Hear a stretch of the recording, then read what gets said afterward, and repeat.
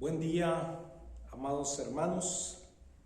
Este es el mensaje que el Señor me permitió predicar el pasado domingo. Hoy es día miércoles y estoy haciendo esta grabación en castellano, ya que el domingo prediqué solo en alemán. Vamos a orar antes de comenzar en la meditación de esta palabra. Amado Dios y Padre, te damos gracias porque eres un Dios bueno, un Dios maravilloso. Te ruego en el nombre de Cristo Jesús que en esta ocasión nos enseñes, Señor, por tu palabra a orar para que podamos abrir nuestros corazones delante de tu presencia y nuestros temores sean cambiados por esperanza, que nuestra tristeza sea transformada en gozo en la medida que tu Espíritu opera en nuestras vidas, oh Dios. Gracias te damos por el Rey David, que nos es un ejemplo a través de los cánticos y las oraciones que él nos dejó en los salmos. Te rogamos que nos hables por tu Espíritu Santo. En el nombre de Cristo Jesús, Señor. Amén. Amén, amados hermanos. Vamos a abrir la Biblia en el Salmo capítulo 13. Le he dado el título a este mensaje, una oración en tiempos de aflicción. Otros le llaman a este salmo un salmo de confianza. Y vamos a darle lectura a la palabra del Señor y vamos a escuchar lo que el Señor tiene que decirnos a través de su palabra. Lo primero que vamos a observar en esta palabra, hermanos, es que este es un salmo de David. Para el director del coro dice el título Salmo de David. Así que tenemos que imaginarnos, muchos intérpretes sitúan este salmo en el tiempo en el cual David era perseguido a muerte por el rey Saúl. Hay, por supuesto, aflicción en su corazón, como vamos a leer en este clamor, en esta oración. Vamos a leer cosas en su clamor que a veces nosotros no pensaríamos que uno puede incluir en una oración. Debo decir, amados hermanos, que esta es una oración delante de Dios y no es algo que uno está publicando para poner en el Facebook, en las redes sociales hoy en día, o para reclamar a la gente, o para hacer una manifestación pública respecto a algún tema. Esto es un tiempo de intimidad delante de Dios y vamos a ver cómo David abría su corazón delante de la presencia del Señor. Él eleva un cántico de clamor a causa del sufrimiento. Y la frase que leemos, voy a leer de la traducción de las Américas, esta palabra, ¿hasta cuándo, oh Jehová? ¿Hasta cuándo?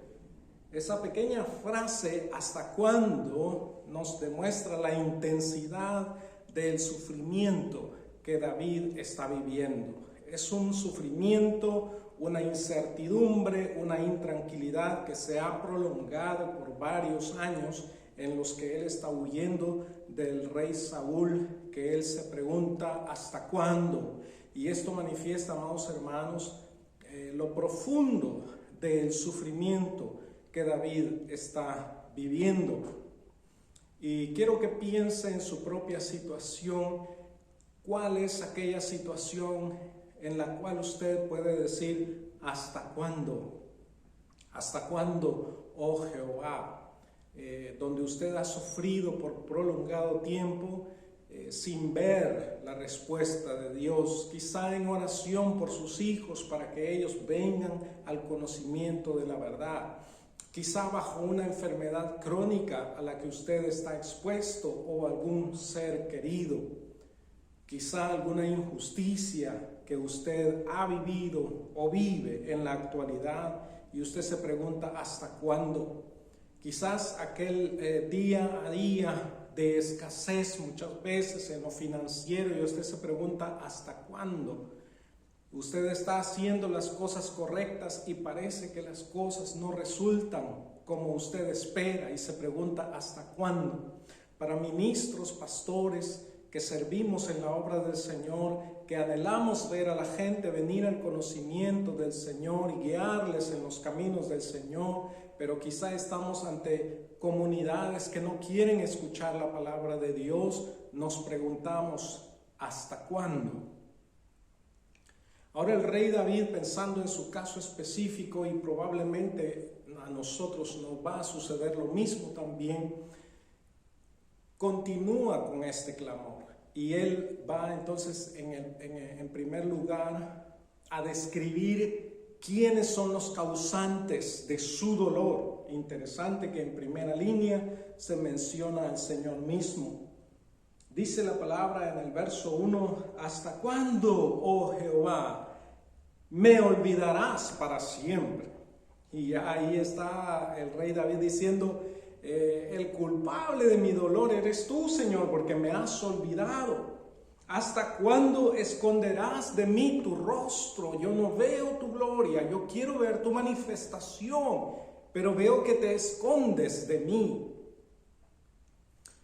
Es difícil, hermanos, cuando estamos en una situación de dolor, cuando estamos en una situación de clamor y no vemos una respuesta específica de Dios. Si hay dolor físico a causa de una enfermedad, nos preguntamos, Señor, ¿me vas a olvidar para siempre? ¿Por qué no me manifiestas tu poder? Tú eres el Dios Todopoderoso. ¿Por qué no haces una obra en mi vida? ¿Por qué no permites que la gente venga al arrepentimiento en nuestro tiempo, como clamaba Habacuc? Aviva tu obra en medio de los tiempos, y en medio de los tiempos dala a conocer, como es el clamor y el dolor de muchos que también servimos en la proclamación del Evangelio de Cristo y en el hacer discípulos. ¿Hasta cuándo me olvidarás para siempre? ¿Hasta cuándo esconderás de mí tu rostro? Así que para el rey en su oración, el primer causante de su aflicción es Dios mismo, que tiene todos los recursos. Él lo sabe, que lo puede hacer todo, pero en su caso específico no lo ve actuar, más bien lo ve que se esconde. Y hay que recordar que esa persecución a muerte de parte de Saúl sobre David, o de atrás David, duró años. Hasta incluso él fue a parar en un momento con los filisteos, que eran los enemigos, y se hizo pasar por un hombre loco, tratando de salvar su vida de las garras de Saúl. Y ahora viene la siguiente causa de su dolor, de su tristeza, de su aflicción, que es él mismo. Dice el verso 2, ¿hasta cuándo he de tomar consejo en mi alma, teniendo pesar en mi corazón todo el día? Este tomar consejo en el alma es darle lugar a pensamientos que te empiezan a decir por qué estás pasando esta situación. Yo recuerdo cuando enfermé de cáncer a los 23 años, fue una de las preguntas: ¿en qué te fallé, Señor? Y si uno le da lugar a estos pensamientos, es como tomar consejo propio en la propia alma, tratar de explicarse, amados hermanos, muchas veces lo inexplicable. ¿Por qué murió este ser amado, Señor? ¿Qué hice yo? ¿Tuve yo la culpa? ¿Por qué no pude llegar a tiempo para auxiliarle? ¿Por qué no pude estar ahí? Y nos llegamos a poder sentir culpables nosotros mismos. Los pensamientos son como esos consejos que tomamos hacia nosotros mismos. Y David lo expresa una vez más, amados hermanos, en oración. No olvidemos esto. Él está orando, él está buscando el rostro del Señor con estas palabras. Y por eso debemos continuar, porque él ve un tercer causante de su aflicción, que es su enemigo. Al final del verso 2, ¿hasta cuándo mi enemigo se enaltecerá sobre mí? Así que el rey David expresa al Señor su dolor y le expresa lo que él entiende como las causas de su dolor. Pero una vez más, él está orando, él está clamando, él está abriendo su corazón, está siendo honesto, está siendo sincero, delante de Dios.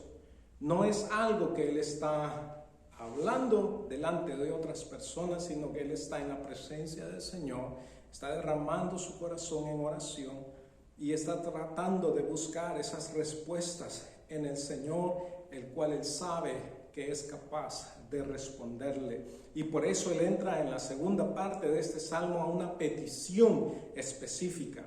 Y la palabra nos dice: sean conocidas vuestras peticiones delante de Dios. Nos dice, quiero leer paralelamente a este pasaje, Filipenses 4:6, donde dice: por nada estéis afanosos.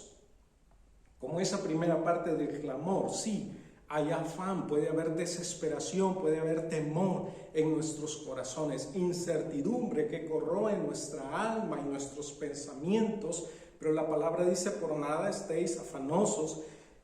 Dice en Filipenses 4:6, sino sean conocidas vuestras peticiones delante de Dios en toda oración y ruego. Y entonces David va a orar, va a clamar al Señor. En el verso 3 le dice: considera y respóndeme, oh Jehová, Dios mío, ilumina mis ojos, no sea que duerma el sueño de la muerte. Él tiene temor de morir, como quizás muchos hemos pasado por el temor de la muerte cuando hemos estado profundamente enfermos o en una situación de peligro. No sea, dice él, que mi enemigo diga: lo he vencido, y mis adversarios se regocijen cuando yo sea sacudido. Sin duda que él está viviendo no solo esa persecución, sino también enfermedad. Él está expuesto a enfermedad, él siente que puede llegar a morir. Por eso él le pide específicamente: Señor, sálvame, rescata mi vida. Pero también el Señor da una razón, David da una razón aquí en su oración y dice: no sea que mi enemigo diga: lo he vencido. Porque esto es, hermanos, y en esto va a entrar él a esa confianza que va a expresar en el Señor.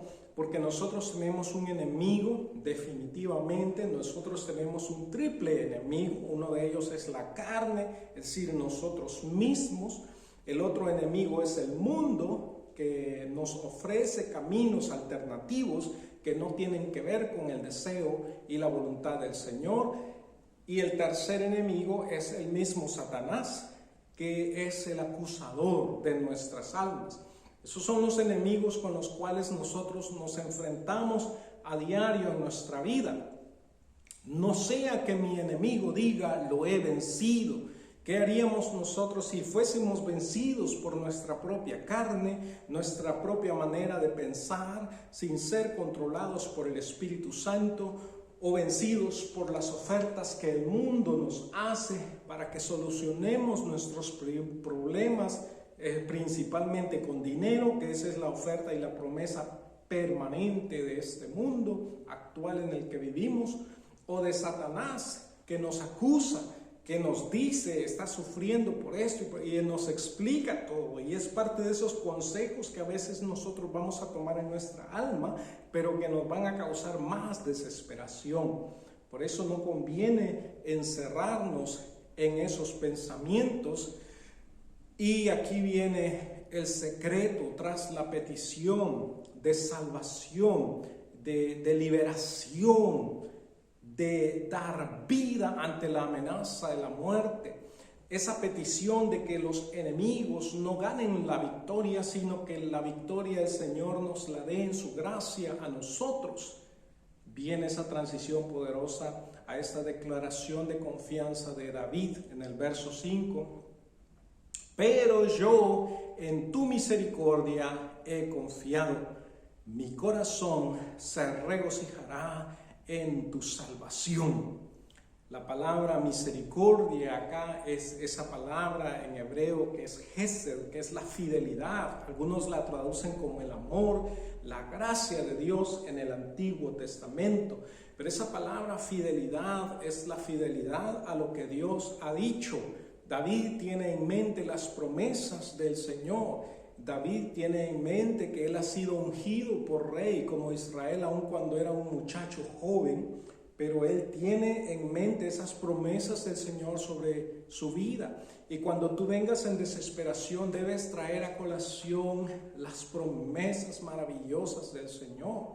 Tú puedes deleitarte en el Señor y decirle: Padre, yo camino en ti, yo me mantengo fiel a tu palabra. Respóndeme, oh Señor, cuando clamo, porque el Señor ha dicho que a los que guardan su palabra, dijo el Señor Jesús muy claramente: si permanecéis en mí y mis palabras permanecen en vosotros, pedid todo lo que queráis y os será hecho.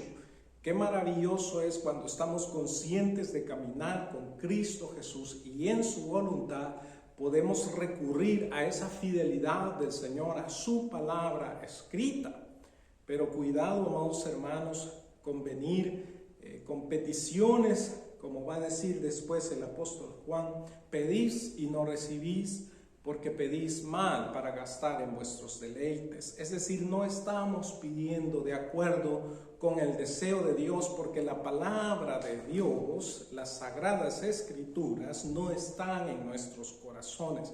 Si nosotros desconocemos al Señor de la palabra, al Señor de la Biblia, vamos a desconocer sus deseos y su voluntad, y vamos a andar pidiendo cosas que no corresponden. Se trata, amados hermanos, de caminar en el Señor, de permanecer en Cristo, de atesorar su palabra, de guardarla en nuestro corazón. Y entonces ha prometido el Señor: pedid lo que queráis y os será hecho.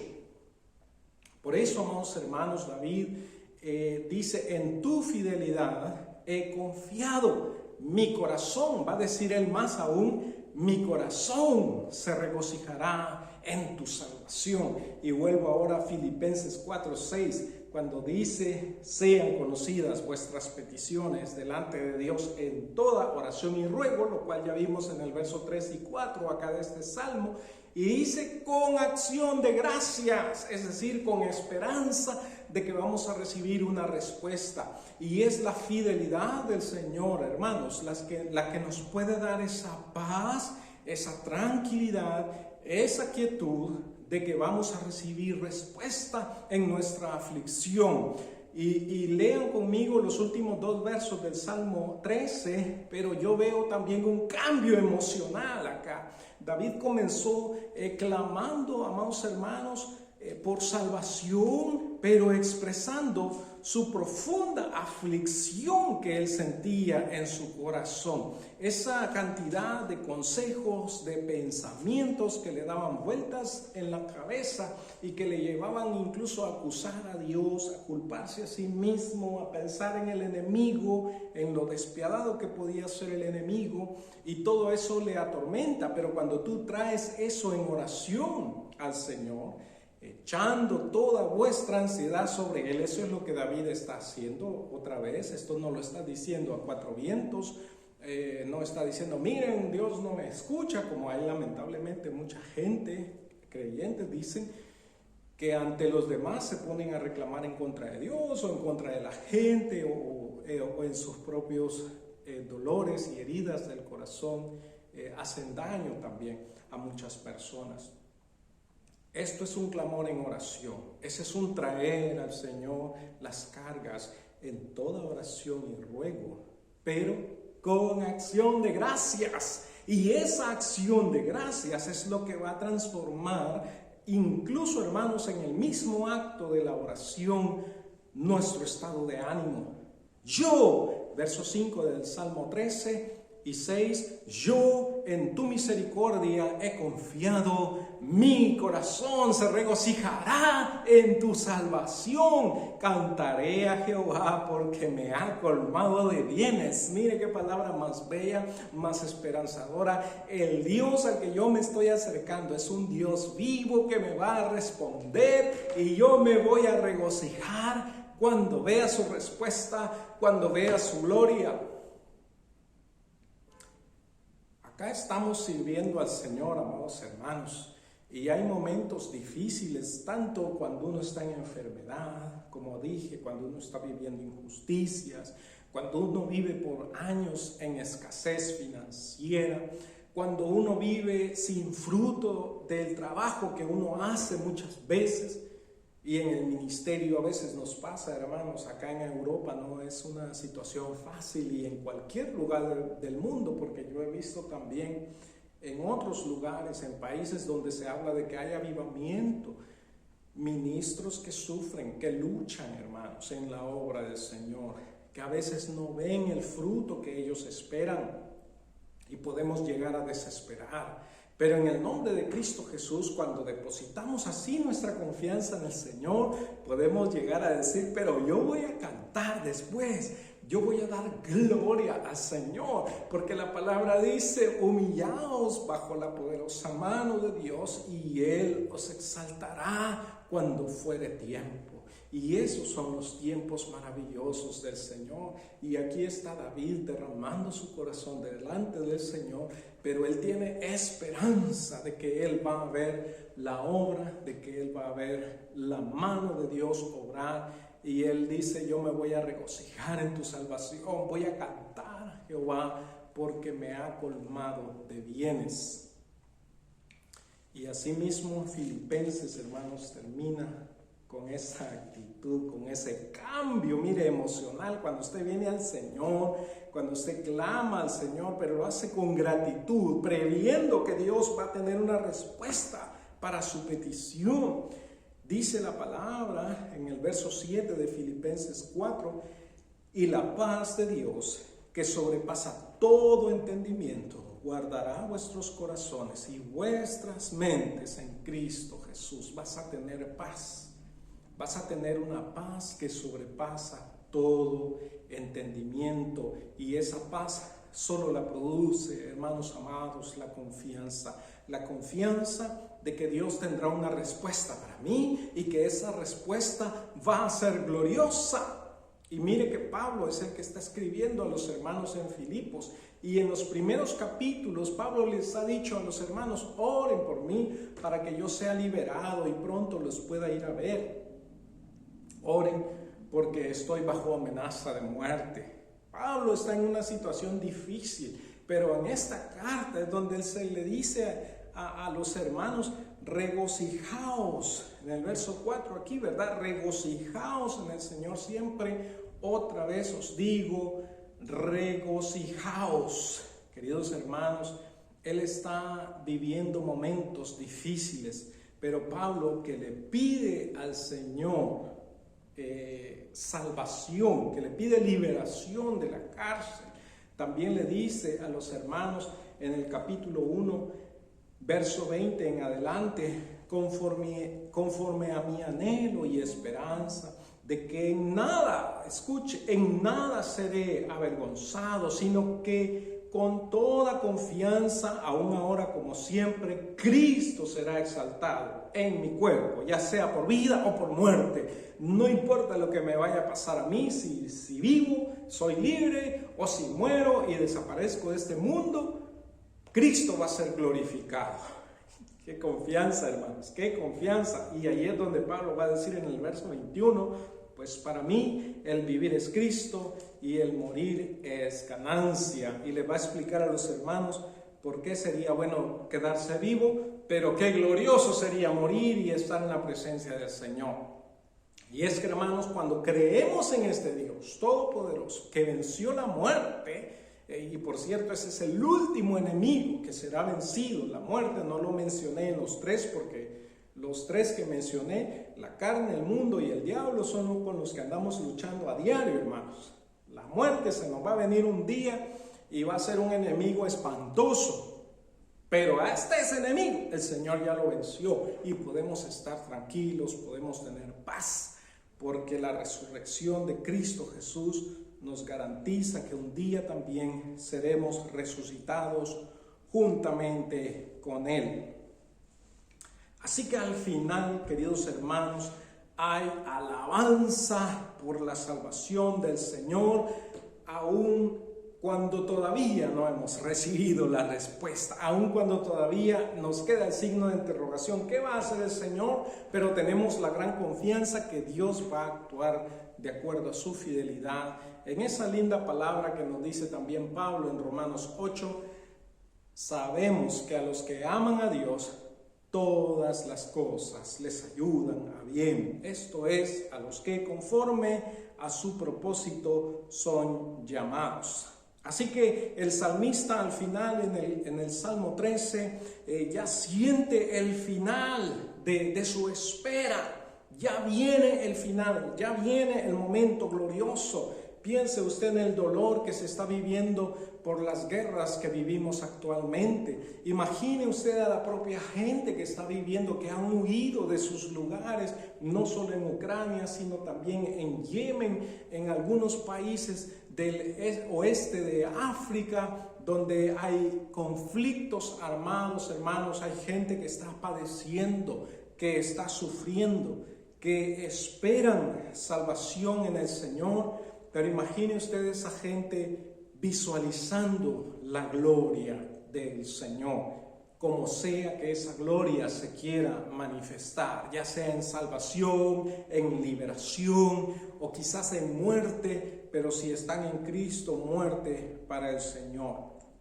Tus sentimientos entonces van a ser transformados cuando tú te acercas a este Dios fiel, con completa confianza, y oras delante de Él, al grado que tú le vas a dar gracias, le vas a alabar, vas a agradecer de antemano lo que Dios va a hacer en tu vida.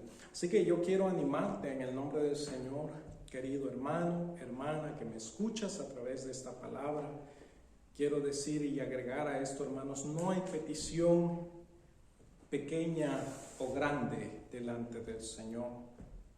Cuando nosotros nos ponemos a pensar en David, que huía por su vida y que clamaba hacia el Señor, quizás pensamos, pero entonces mi petición es muy pequeña, lo que a mí me aflige es muy pequeño. O quizás alguien que está enfermo de muerte, por ejemplo, como yo estuve enfermo de cáncer, alguien puede decir, no, pero mi aflicción entonces es muy pequeña. Lo cierto, hermanos, es que el Señor no dejará que seamos probados más de lo que podemos soportar, y Él nos conoce a cada uno, y Él conoce las pruebas que ha puesto sobre tu vida, las dificultades, las aflicciones que debes padecer. Y aunque a unos unas dificultades les parezcan grandes o pequeñas, delante del Señor no hay esa medida, porque Él te está viendo a ti y te ve con amor. Hay responsabilidades que nos hacen a veces, que nos quitan el sueño, y esa puede ser responsabilidad por mi casa, por mi familia, pero también hay empresarios que son responsables por muchas familias, que tienen en su corazón, de todo corazón, el ser solidarios con sus empleados, con sus colaboradores, y los hace partícipes no solo de los bienes de su empresa, sino que también él mismo es partícipe de los padecimientos que su equipo de trabajo vive. No son, vamos a decir así, empresarios indiferentes que solo quieren su ganancia y no les importa cómo va a salir la gente. Así que, hermanos, hay diferentes grados de carga. Hay gente, por supuesto, que Dios ha puesto en responsabilidades muy estratégicas, como enfermeros, como médicos, como legisladores, como líderes políticos, como alcaldes. Imagínense un alcalde encargado del bienestar de una ciudad y tiene todo un equipo de trabajo.